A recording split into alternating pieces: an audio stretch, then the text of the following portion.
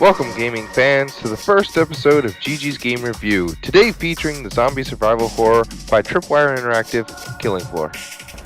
Let's jump right into it, shall we?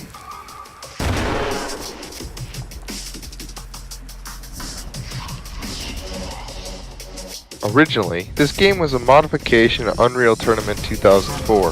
While I have not played this mod, from the footage it looks about the same in terms of gameplay.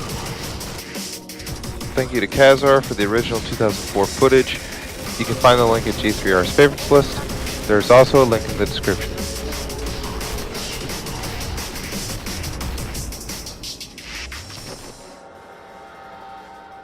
There is not much of a backstory to this game.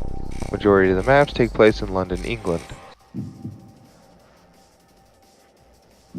It's a stereotypical post-apocalyptic scenario when Horizon Biotech conducts top-secret genetic experiments.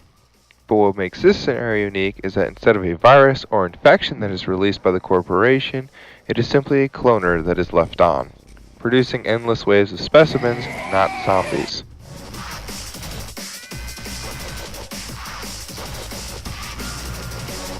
While the story is not largely important, I still have to ask. They say something went horribly wrong. Well, what was your first clue? You gave this guy corrosive spit and a meat cleaver, put her in a straitjacket, mixed the genes of arachnids and humans.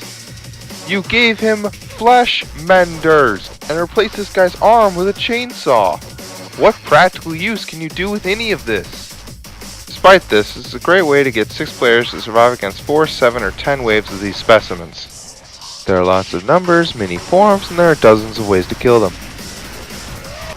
There are hunting shotguns, flamethrowers, law rocket launchers, lever action rifles, bullpup assault rifles, not complete without a chainsaw, crossbolts, and many more. There are also Z-time dramatic deaths, which in other words is just slow motion, which is fun to experience, and if one person on your team is experiencing it, so does the rest of the group. There are also dozens of maps: Baghdad, Farm, Manor, Offices, West London, Vidre, Bedlam, Foundry, Waterworks, Crash, Departed, Bill's Cross, Icebreaker, Mountain Pass, Hospital Hoarder, Suburbia, Biohazard, Evil Sands Lair, and Aperture from Portal 2.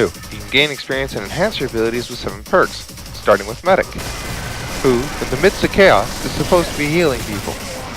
But that doesn't mean you can't shoot back. Every class can heal people, but the Medic is more effective at it.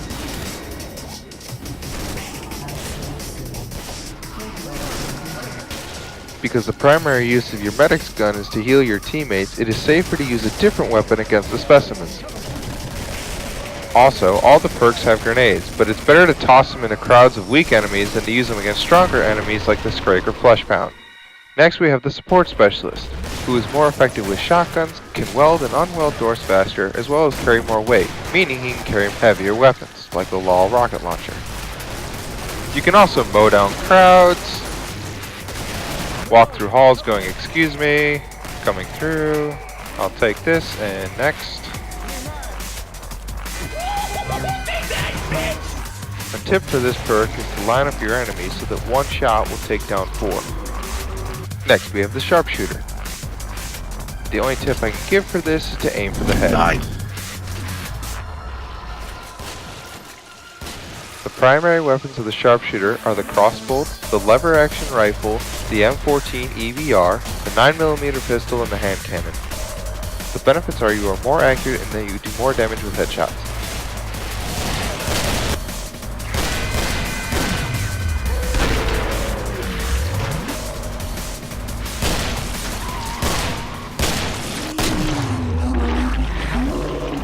The Commando. This perk makes you better with most weapons, but your primary weapons are the Scar, the Bullpup, and the AK-47. A tip for this perk is that when using fully automatic weapons, use the semi-automatic setting unless you are using the Bullpup. This will save ammunition for when you need to switch back to the fully automatic setting against Scrakes or Flesh Pound.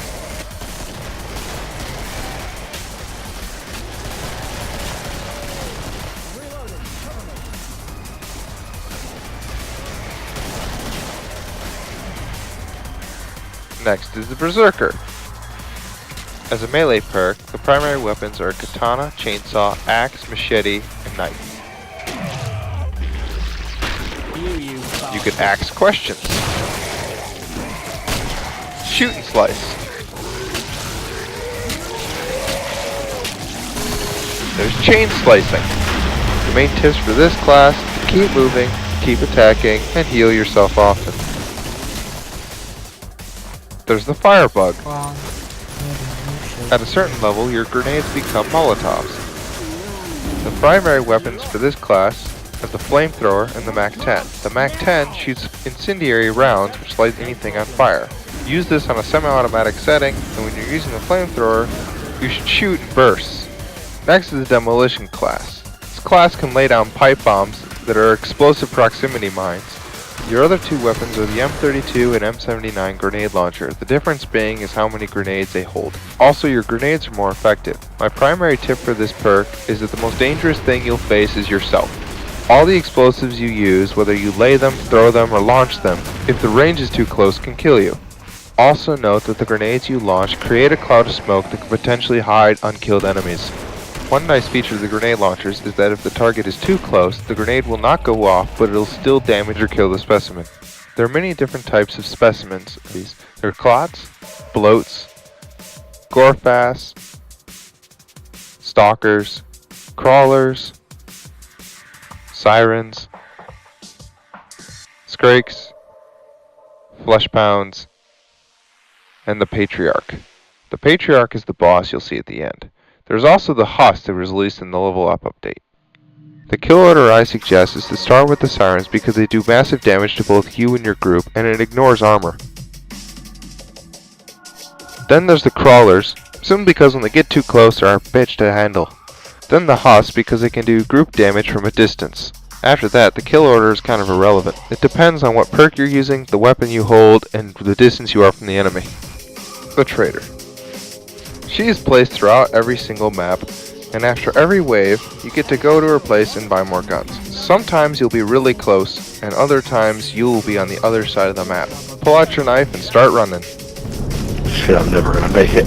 Sometimes you find yourself too far away from the trader to get to her in time, because you're only given 1 minute to get there and buy your guns before the next wave starts. Since the game's release, the buy layout at the trader has been greatly improved. It is not only cleaner and easier to use, you can now change perks and the weapons associated with that perk will be placed at the top of the menu. Though you are limited to how much weight you can carry, you can still mix and match weapons from various perks of your choosing. No one can tell you what the best weapon or perk is, it's all based on preference and the way you play. If you finish buying and there's still extra time, you should heal your teammates. Also, you should ask and hand out any cash to those who need it. Someone grab it. Thanks, man. But you lot needed money. Welding doors. You should weld doors to send specimens down a specific path. It's also good for defense, but you shouldn't weld yourself into a corner. It's not weld and forget. Specimens can attack and destroy welded doors. A destroyed door cannot be rewelded until the end of the wave. Instead of constantly rewelding the door, you should open it up and kill the specimens behind it. Then reweld once you're finished. From the profile page, you can change what your character looks like. Some of the skins you have to buy or unlock. There are fun achievements you can earn, most of which I don't have. You can see your skills, abilities, and what you have to do to level up in each perk.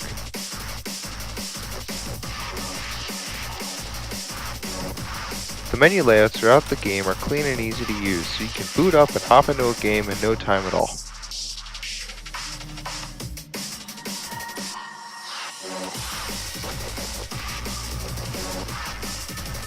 And that concludes our episode of GG's Game Review of Killing Floor. Thanks for watching, I hope you enjoyed it. Please send any questions, comments, and concerns to ggGameReview@gmail.com. We'll be airing our next show in a couple weeks. Like it, add it to your favorites, subscribe, link it to your channel, and we will see you in a couple weeks. Before you go, here's a clip of the day. Flamethrower, the best I'll dead see you dog soon. there ever was. You'll probably be dead though. That'd be a perfect name for a dog. Flamethrower. It would.